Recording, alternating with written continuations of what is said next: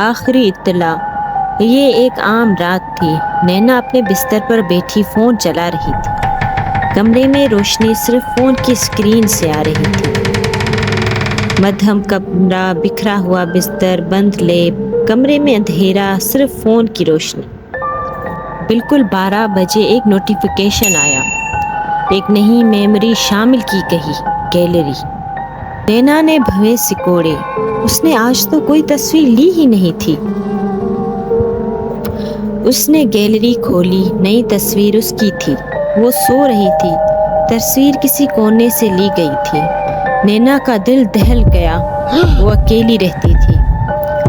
اس نے اس جگہ کی طرف دیکھا جہاں سے تصویر لی گئی تھی، کچھ بھی نظر نہیں آیا۔ وہ اٹھی، دل زور زور سے دھڑک رہا تھا۔ پردے ہٹائے، الماری کھولی، دروازہ چیک کیا، کچھ بھی نہیں۔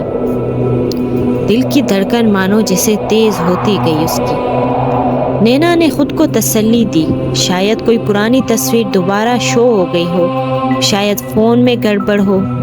پھر ایک اور نوٹیفیکیشن آیا، ایک اور نئی تصویر شامل کی گئی۔ فون آہستہ سے کھولتی ہے وہ، نئی تصویر تھی، ابھی لی گئی تھی۔ اس میں نینا فون دیکھ رہی تھی اور اس کے پیچھے ایک سفید ہاتھ دکھائی دے رہا تھا۔ وہ فوراً پلٹی، کیمرہ کٹ ٹو بلیک اندھیرے میں چلا جاتا ہے۔ پھر اچانک آواز آتی ہے، نینا کی سانس یا چیخ، پھر مکمل خاموش۔ اس کہانی کا سبق یہ ہے کہ کچھ چیزیں ہماری نظروں سے چھپی ہوتی ہیں اور اب وہ ہماری اسکرینز کے ذریعے اندر آ رہی ہیں۔ خبردار رہو، کیا دیکھ رہا ہے تمہارا فون جب تم نہیں دیکھ رہے۔